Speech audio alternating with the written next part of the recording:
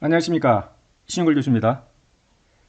이 중급회계 입문이라는 주제는요, 회계원리와 중급회계 그 사이의 가교 역할을 하고자 집필했던 교재입니다. 많은 분들이 회계원리를 끝내고 바로 중급회계에 들어가면 큰 벽을 느낀다고 합니다. 과거에 저도 학교 다닐 때 중급회계를 접하면서 그런 느낌을 받았는데요.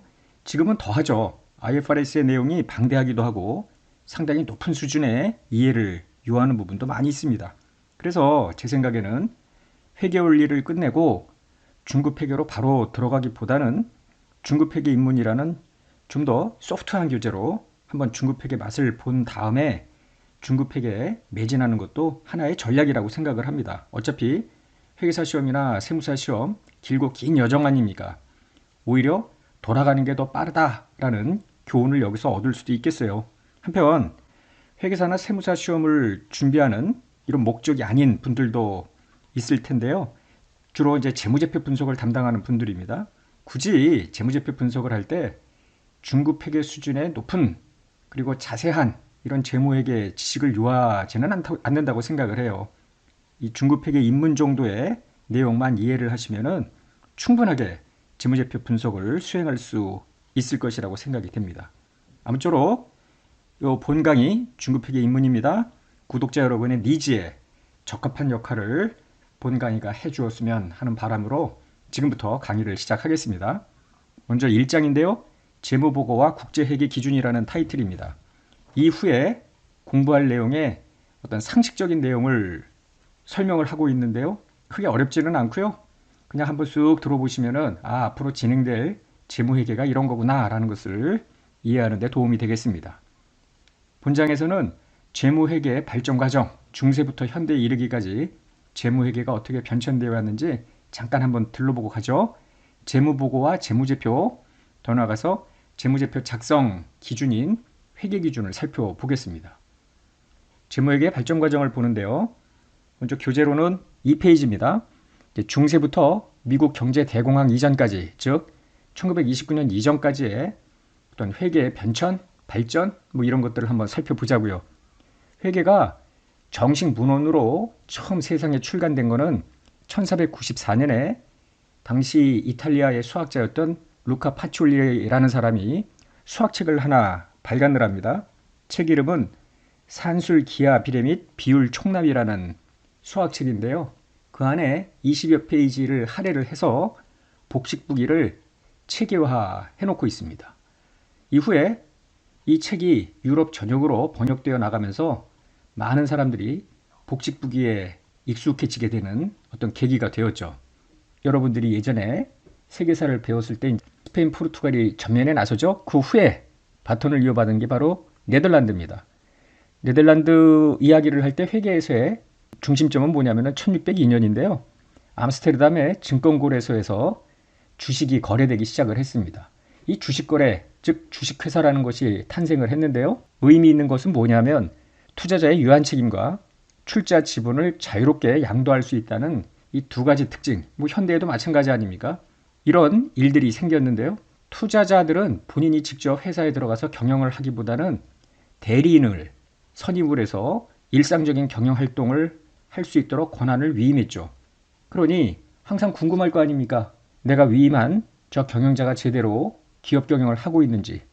따라서 그때부터 현재 투자자 및 잠재적 투자자 모두에게 회사에 대한 정보를 필요로 했고요. 그러한 의사결정에 필요한 정보 제공을 목적으로 회계가 발전하는 계기가 된 겁니다. 1800년대에는 세계 경제의 중심이 영국으로 옮겨졌죠. 산업혁명을 주도를 했습니다. 이때 기업이 자발적으로 투자자들에게 회계 정보를 제공했는데요. 아직 당시에 회계 기준은 제정되지 않은 상태였습니다. 우리가 주목할 부분은 뭐냐면은 영국 철도회사가 회사의 이익을 계산할 때 그전에는 전혀 생각하지 못했던 감가상각비라는 현금 유출이 없는 비용을 차감했던 거죠. 이때부터 발생기준 회계에 대한 어떤 개념이 태동이 됐다 이렇게 보면 되겠습니다.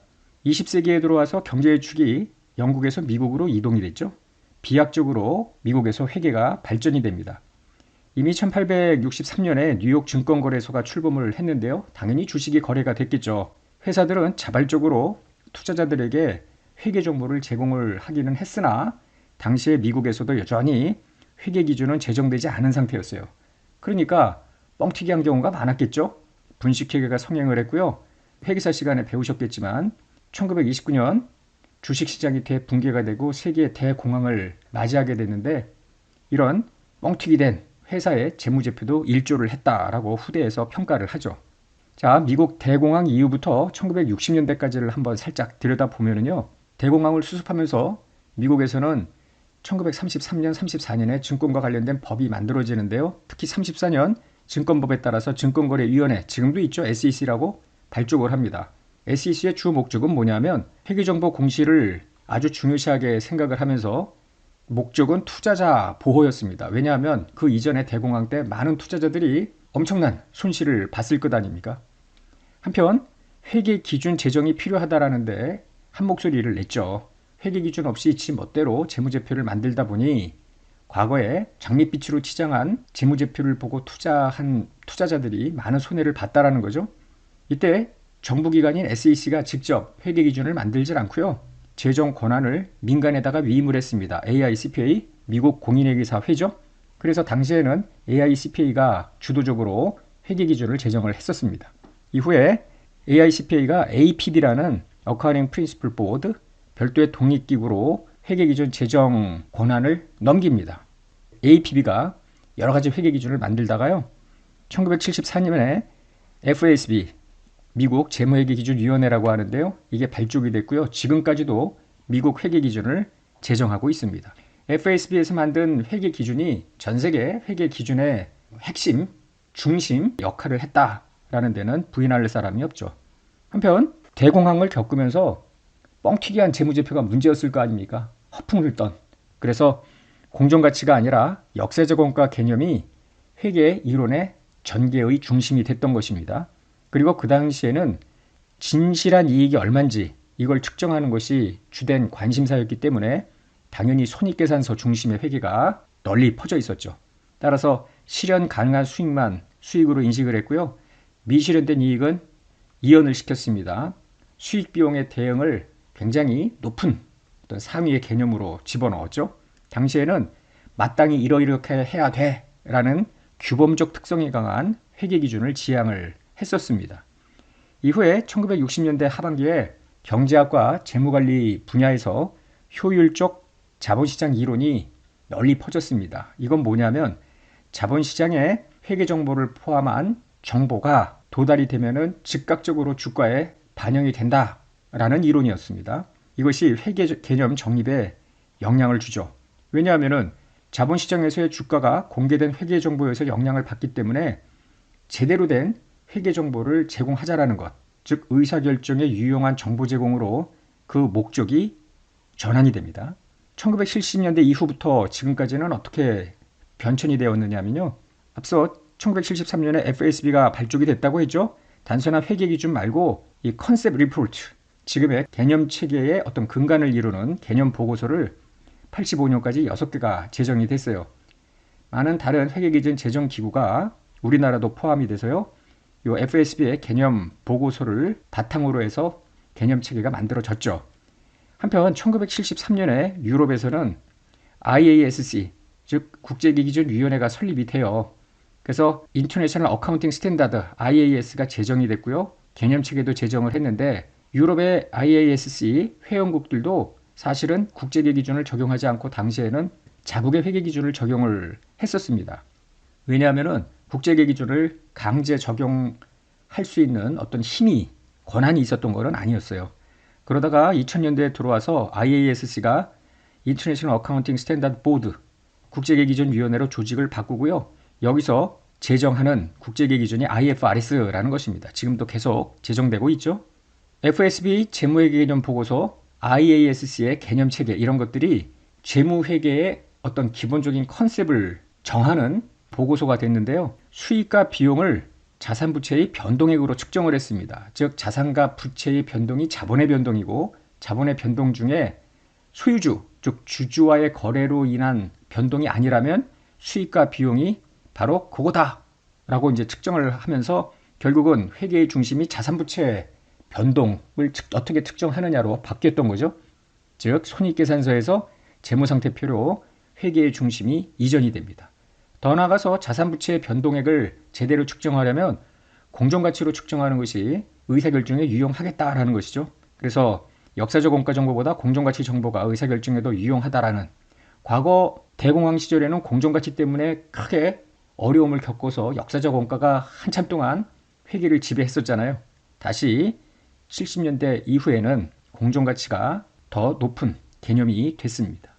다만 공정가치 정보가 역사적 원가에 비해서 측정의 불확실성이 높기 때문에 무분별한 공정가치 측정으로 90년대 말에 여러 IT 기업, 즉 닷컴 기업이 몰락을 했고요. 2008년에 글로벌 금융 위기까지 닥쳤습니다만, 이런 공정가치의 폐해에도 불구하고 다시 원가주의로 회귀하지는 않았죠. 왜냐하면 공정가치가 역사적 원가보다는 우월하다라는데 이견이 없기 때문에 그렇습니다. 한편 최근에 와서는요, ESG 정보 공시가 두각을 나타내고 있는데요. 1980년대 이후부터 기업의 사회적 책임을 강조하는 이해관계자 자본주의가 대두가 됐고요. 90년대부터 본격적으로 ESG 정보를 회사들이 자발적으로 공시하기 시작했습니다. 환경, 사회, 기업의 지배구조, 요 ESG라는 관점에서 기업 경영이 미래에도 지속 가능하다라는 것을 ESG 정보를 통해서 보여주자라는 것이죠. 결국 ESG 성과가 우수한 기업이 제공하는 제품의 수요도 많아지고 투자도 확대되어 자본 조달 비용이 감소하고요. 이미지 제고로 기업 가치에도 긍정적 영향을 미친다는 여러 증거들이 지금 나오고 있습니다.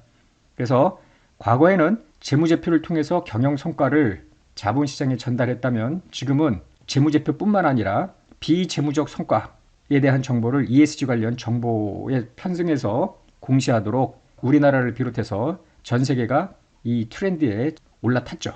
6페이지 재무보고와 재무제표라는 걸 간략하게 보겠습니다. 먼저 기업이 있습니다. 기업이 회계 정보를 산출하죠. 왜 산출하냐 하면 이용자가 있으니까 산출을 하죠. 이용자는 크게 둘로 나눌 수가 있겠습니다. 내부 이용자, 외부 이용자. 내부 이용자는 바로 경영자를 의미합니다. 한편 외부 이용자는 이 기업에 자금을 조달해 주는 자인데요. 즉 투자자입니다. 현재 혹은 잠재적 투자자, 대여자입니다. 은행 등 이런 투자자, 대여자한테 우리 돈 좀 꿔줘. 우리 주식을 발행했으니까 주식을 사줘. 이렇게 이야기를 해야 되는데 뭘 믿고 여기서 돈을 여기다 집어넣겠습니까? 따라서 기업이 만든 회계정보 중에 대표적인 회계정보인 이 재무제표, 앞으로 이렇게 쓸게요. Financial Statement.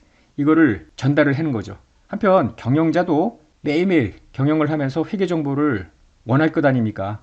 요 회계 시스템을 관리회계라 하고요. 외부 정보 이용자한테 전달되는 이 회계 시스템을 재무회계라고 합니다. 근데 관리회계에는 경영자가 직접 회계정보 산출에 관여를 했고요. 어떻게 작성되는지 관찰도 가능했을 거 아닙니까? 따라서 준구해야 될 회계 원칙이 필요가 없죠. 반면에 재무회계 분야로 가보면 이게 이제 A라는 기업이라고 가정을 해요. B, C, D 세상에는 굉장히 많은 기업들이 있고요. 외부 정보 이용자는 여러 기업들의 관심이 있을 거 아닙니까? 그런데 A, B, C, D 이런 기업들이 제공하는 대표적인 회계 정보인 재무제표가 지 멋대로 만들어졌다면 여기서 신뢰성도 떨어지지만 비교 가능성도 없을 거 아니에요. 그래서 어떻게 하냐면은 회계 기준을 미리 마련해 놓고요. 요 외부 정보 이용자한테 전달되는 재무제표를 회계 기준에 따라서 회계 기준에 준거하여 작성하도록 강제하는 것이죠. 그러면 외부 정보 이용자의 어떤 의사결정에 유용한 신뢰성 있는 정보, 비교 가능한 정보를 얻을 수 있을 것 아닙니까? 그런데 재무회계 정보의 역할을 한번 들여다보면 이런 거예요. 정보 비대칭, 정보 불균형이라는 개념이 있는데요. Information Asymmetry. 내용은 이래요. 회계 정보를 제공하는 자가 그 회계 정보를 이용하는 외부 이용자보다 더 많은 정보를 공유하잖아요. 둘이 비슷해야 되는데 기울어진 운동장 개념이라고 보면 되겠습니다. 이렇게 정보 비대칭 때문에 발생하는 폐해가 두 가지가 있는데요. 역선택이라는 문제, 도덕적 해이라는 문제가 있습니다. 결국 이 두 가지 문제를 재무회계 정보가 제거 또는 완화하는 데 일조를 한다. 혹은 일조를 하도록 만들자라는 것이 재무회계 정보의 역할이라고 보면 되겠는데요. 먼저 역선택이라는 건 이런 겁니다. 가장 흔한 예로 중고차 시장을 둘 수가 있겠는데 중고차 시장에 매도하려는 중고차 매도자들이 있을 거 아니에요. 좋은 상태의 중고차도 있고 나쁜 상태의 중고차도 있는데 이걸 매수하는 중고차를 사려는 사람은 좋은 상태인지 나쁜 상태인지 그 정보를 알 수가 없잖아요. 전형적인 정보 불균형 상태가 됩니다. 그러니 매수자는 어떡하겠어요? 믿을 수 없으니 무조건 가격을 깎자고 할 거 아닙니까? 근데 매도자 중에 좋은 상태의 중고차를 갖고 있는 자는 말도 안 되는 가격을 부르니까 시장에서 나간다는 거죠. 그러면 그 시장엔 질이 낮은 이런 자동차만 있게 되기 때문에 제대로 된 매매가 이루어지기 어렵다. 이런 게 바로 역선택 문제라고 보면 되겠습니다. 이거를 회사 쪽으로 한번 가져와 보자고요. 회사의 경영자가 외부 이용자, 즉 투자자나 대여자에 비해서 월등하게 정보 우위에 있죠. 경영자의 기회주의적 행동에 대해서 외부 이용자가 의심의 눈초리를 갖지 않을 수 없잖아요. 저 회사가 발행하는 주식을 내가 살까? 뻥이면 어떡하지? 지금 회사의 재무제표가 썩 신뢰할 것 같지는 않은데 뭐 이런 여러 가지 의구심이 있을 수 있겠고요. 따라서 회사가 원하는 조건으로 자금 조달을 하기가 어려울 수도 있을 거 아니에요. 자금 조달 코스트가 높아질 수밖에 없겠습니다. 이때 재무회계 정보가 이제 역할을 담당할 수 있겠는데요. 역선택을 해결하는 방법으로는 회사 내부에 신뢰성 있고 적시성 있게 그 정보를 회사 내부 정보를 이용자한테 전달해 주는 거죠. 그럼 안심하고 자금을 공유할 수 있을 거 아닙니까? 한편 회사 내에 내부 정보를 통한 임원들 주식 거래를 제한을 시켜야죠. 자기네들이 먼저 회사의 정보에 접근할 수 있으니까 회사가 잘 나갈 것 같으면 미리 매수할 거 아니에요. 회사가 곧 실적을 발표해야 되는데 시장의 기대보다는 훨씬 못 미쳐. 그럼 미리 팔아버릴 수도 있을 거 아닙니까? 절대 안 되는 일이겠죠. 한편 기업 설명회 IR 등을 통해서 계속해서 투자자들과 긴밀한 어떤 커뮤니케이션을 가질 필요도 있겠죠. 회계정보 투명성을 높이는 노력도 있어야 되겠습니다. 또 하나는 모럴 해저드라고 하는 도덕적 해이인데요. 계약 당사자 둘이 있는데 얘가 이쪽이 어떻게 행동을 하는지 관찰을 못하는 벽이 있어. 즉 관찰할 수 없을 때 발생하는데요. 소유와 경영이 분리된 경우에 도덕적 해이가 발생할 수 있겠습니다. 즉 오너 경영이 아니라 전문 경영인이 들어와서 경영을 할 때 자기 위주로 경영을 할 수가 있을 거 아닙니까? 도덕적 해이가 발생할 가능성이 높습니다. 따라서 이를 해결하는 방법으로는 회계 수치에 근거해서 성과 측정을 하고 보상 체계를 가질 필요가 있겠죠. 이때 이제 어떤 문제가 생기느냐 하면은 회계 수치에 근거한다고 하면은 경영자가 조작할 수도 있을 거 아니에요. 따라서 자연스럽게 모니터링 시스템, 감시 시스템을 통해서 영업이익 조작을 예방하고 적발할 필요가 있는데 이 감시 시스템의 대표적인 것이 공인회계사의 회계 감사라고 보면 되겠죠. 더 나아가서 회사 내 내부 통제, 인터널 컨트롤도 스트롱하게 유지할 필요도 있겠고요. 이걸 내부회계 관리 제도라고 하는 겁니다. 회계 기준의 필요성을 볼까요? 재무제표를 작성하는데 그리고 보고하는데 준거해야 될 지침인데요. 각 국가마다 자국의 회계 기준을 제정해 왔죠. 각 나라마다 경제 상황이 다르고 자본시장의 발전 과정도 다르고 법체계도 다를 것 아닙니까? 그래서 각 국가마다 소위 로컬 갭이라고 하는 일반적으로 인정된 회계 원칙을 이렇게 보통 표시를 합니다. 그래서 자국의 회계 기준을 가지고 재무제표를 작성하다 보니 국가 간 재무제표의 비교 가능성이 떨어진다는 거예요. 아주 예전에는 상관이 없겠으나 1980년대 이후부터는 전 세계가 하나로 묶여서 공급망 사슬이 이루어지는 상태에서 국가 간 재무제표가 달라서는 말이 안 된다라고 본 거죠. 그래서 국제회계 기준이 탄생한 이유가 거기에 또 있기도 합니다. 우리나라는 2011년부터 국제회계 기준을 번역해서 상장기업이나 공기업 혹은 금융기관 등이 국제회계 기준을 적용하고 있는데요. IFRS라고 하고요. 한국채택국제회계 기준 해서 KIFRS 이렇게 영어로도 표시를 하고 있습니다. 회계감사의 필요성을 책 10페이지에서 설명하고 있는데요. 그림 2를 한번 먼저 볼까요? 좀 전에 했던 그림 2하고 같은 내용인데요. 기업이 재무제표를 만들어서 내부 이용자 혹은 외부 이용자한테 전달되는데 내부 이용자는 별도의 규제가 필요 없죠. 자기 본인이 이렇게 만들어라 지시도 했고요. 영향력도 행사했을 거 아닙니까? 뻔히 아는 건데. 그러나 외부 정부 이용자는 재무제표를 받아보는 순간에 의구심이 들 수도 있겠어요. 왜냐하면 회사가 주장하기를 사전에 정해놓은 회계 기준에 따라서 재무제표가 만들어졌다 이렇게 주장을 할 텐데 외부 정부 이용자는 정말 회계 기준에 따라서 재무제표가 만들어졌는지 직접 관찰을 못했을 거 아닙니까? 그러면 제대로 이게 희소한 자원이 공급이 돼서 자본시장이 효율적으로 돌아가야 되는데 이걸 못 믿겠으니까 제대로 자금 공급이 되겠습니까? 이럴 때 필요한 것이 바로 독립적인 제3자가 외부 이용자한테 재무제표가 전달되기 전에 감사를 하는 거죠. 그래서 독립적인 제3자의 재무제표 검증이 필요하고요. 경영자와 외부 이용자 간의 정보 불균형을 어느 정도 해소할 수 있죠. 그리고 공인회계사가 감사를 수행해서 감사 의견을 재무제표 앞에 감사 보고서라는 것을 한 2페이지 정도 분량인데요. 첨부를 해버리죠.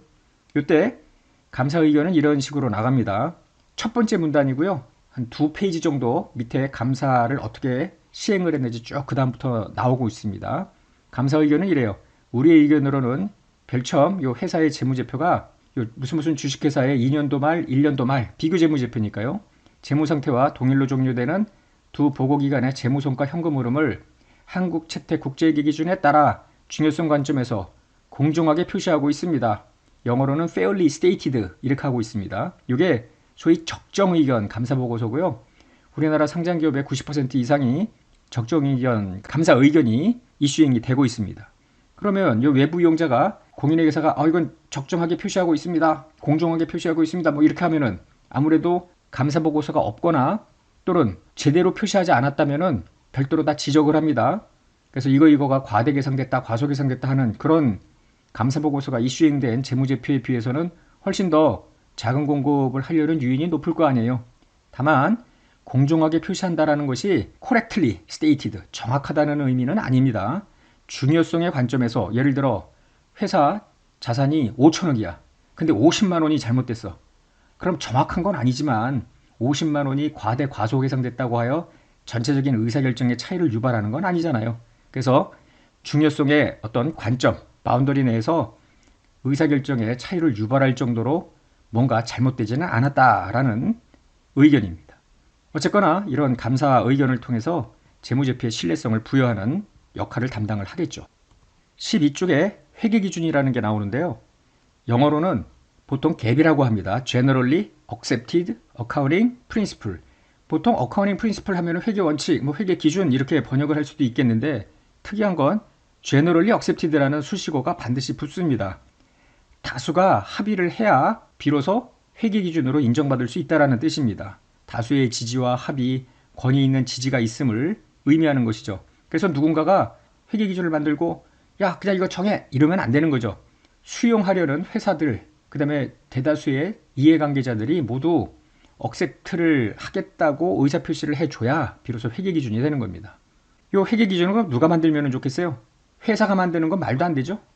이용자가 만드는 것도 말도 안 돼요. 자기 위주로 회계기준이 편향되게 제정될 수도 있을 거 아닙니까? 중립적인 제3자가 제정하는 것이 바람직하고요. 우리나라는 과거에 외환위기 이후에 한국회계기준원이라는 독립기구가 만들어졌습니다. 그 이전에는 정부가 만들었고요. 이미 앞서 설명드린 바와 같이 미국도 1934년에 정부기관인 SEC가 직접 회계기준을 만드는 게 아니라 민간에다가 재정 권한을 이양했다고 했죠. 하여튼 각 국가마다 US 갭, K 갭, 재패니즈 갭 등 국가마다 자국의 법률적 경제적 상황을 반영해서 회계기준이 제정이 되어 왔는데요. 이러다가 이제 국제회계기준이 도입이 된 거예요. 전 세계 회계기준이 좀 통일됐으면 좋겠다. 그래서 앞서 이야기한 대로 IASC가 73년에 설립이 됐고요. 2001년에 조직을 ISB로 전환을 하고 여기서 본격적으로 IFRS를 제정을 하고 있습니다. 현재 140개 이상의 국가들이 IFRS를 자국의 회계기준으로 받아들이고 있죠. 그러나 미국은 아직 받아들이지 않아요. 그래서 양대 산맥이라고 하면은 IFRS하고 US 갭인데요. 이미 10년도 훨씬 더 됐죠. 이 두 회계 기준 간의 컨버전스라고 하는데요. 이 컨버전스 프로세스가 계속 진행 중에 있습니다. 국제회계 기준이라고 하면은요. 이 IASC가 제정해 놓았던 인터내셔널 어카운팅 스탠다드가 몇 개는 삭제가 됐습니다만은 아직도 많이 남아 있습니다. 번호를 IAS 넘버 1, 2, 3, 4 해가지고 41번까지 41개의 인터내셔널 어카운팅 스탠다드가 만들어졌는데요. 이 중에 상당히 또 몇 개, 한 10여 개는 지금 없습니다. 중간중간 빠졌고요. 왜냐하면 IFRS로 대체가 됐으니까. 한편 이 회계기준의 해석위원회라는 게 있었어요. SIC Interpretation, SIC라는 조직에서 해석서도 만들었습니다. 그러다가 2001년에 IASB로 조직이 바뀌었다고 그랬잖아요. 거기서 IFRS 1, 2, 3, 4 해가지고 지금 18번까지 나와 있습니다. 18번은 재무제표 표시인데요. 아직 한글로 번역은 안 되어 있고요. 2027년부터 적용하도록 되어 있습니다. 역시 여기에도 해석기관이 따로 있는데요. IFRIC Interpretation이라는 해석서를 또 만들고 있죠. 계속 만들었습니다. 현재 이 네 가지를 모두 포함해서 국제회계 기준이라고 해요.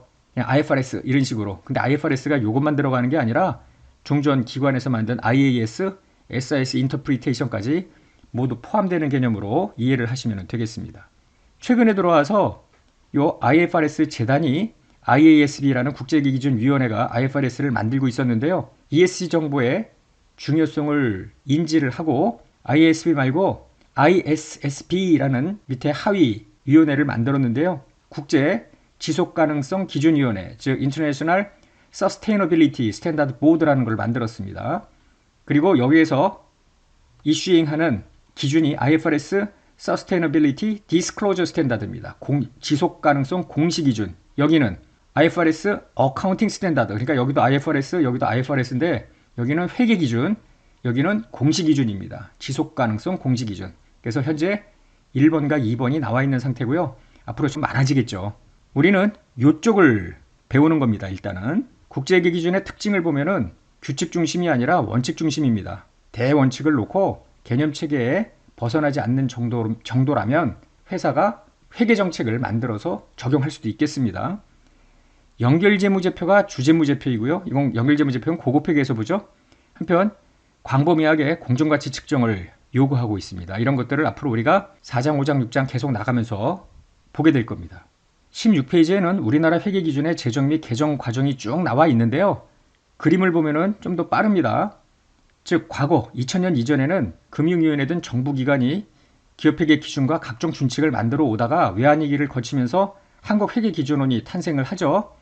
기업회계 기준서 및 해석서를 따로 만들어 오다가 2011년부터 IFRS를 번역한 한국재택국제회계 기준을 적용하기 시작을 했습니다. 그러나 규모가 작은 비상장 기업까지도 IFRS를 적용하는 게 부담스럽잖아요. 그래서 별도로 일반 기업회계 기준을 만들었죠. 한국재택국제회계 기준은 상장기업 위주입니다. 금융기관과. 그런데 일반 기업회계 기준조차 적용하는 것이 버거운 공인회계사 감사를 받지 않는 조그만 기업들도 많이 있잖아요. 2014년부터 법무부가 만들어 놓은 중소기업 회계 기준을 적용을 하고 있습니다. 그래서 우리나라는 크게 세 가지 회계 기준으로 구분이 되어 있다 생각하시면 되겠고요. 일장 끝내기 전에 한 가지 언급하고 싶은 건 뭐냐면 아까 국제회계 기준이 모두 네 가지가 한 덩어리로 움직인다고 했죠. IAS가 있었고요. IFRS가 있고요. 이거는 과거에 IASC가 만들어 놓은, 이거는 지금 IASB가 만들어 놓는 이런 회계 기준입니다. 번호가 넘버링이 이렇게 되어 있어요. 한편 SIC는 과거 IASC 시절의 회계 기준 해석위원회인데요. 여기서 만든 해석서 또 넘버 1, 2, 3 계속 있고요. IFRIC이라고 하는 IASB 하부 해석기관인 IFRIC에서 또 해석서를 만들고 있습니다. 영어로 보면은 명쾌하잖아요. 같은 넘버 1, 2여도 앞에 붙는 IAS, IFRS, SIC Interpretation, IFRIC Interpretation 이렇게 되는데 우리는 이걸 가져오면서 번역하기를 IAS, IFRS 모두 기업회계 기준서 몇 호 이렇게 하기로 했고요. 이 인터프리테이션은 기업회계 기준 해석서라고 했는데 문제는 IAS도 넘버 1이 있고 IFRS도 넘버 1이 있잖아요. 해석서도 SIC도 넘버 1, IFRIC도 넘버 1 이거 겹쳐버리니까 그래서 어떻게 했냐면은 1번, 2번, 3번으로 안 하고요. 1000번대로 했는데 이 IAS는 1001호, 1002호 IFRS는 1101호, 1102호 그러니까 여러분들이 이 호수를 보실 때 뭐 크게 외우실 것까지는 없지만 국제회계 기준 1100 몇 호, 국제회계 기준 1000 몇 호 하면은 아 1000은 과거 IAS구나. 1100으로 시작하면 IASB가 만드는 IFRS 넘버 1, 2, 3 요거 지금까지 1117호가 이미 우리가 적용하고 있고요. 최근에 1118호가 국제회계기준위원회에서 공표를 했고요. 2027년부터 적용하기 때문에 지금 열심히 번역하고 있겠죠. 한편 SIC 하고 IFRS, IFRIC 이 해석서는 2000단인데요. SIC는 2001, 2002, IFRIC은 2101호, 2102호 이런 식으로 단위를 달리했습니다. 그래서 이런 호스만 보아도 어느 거에 해당이 되는구나 라는 것을 짐작할 수 있겠습니다. 자, 첫 시간 옛날 이야기 하듯이 쭉 넘어갔고요. 이제 본격적인 국제계 기준 틀 내에서 강의가 2장부터 시작이 되겠습니다. 중급회계 인문 첫 시간 강의 여기서 마치겠습니다.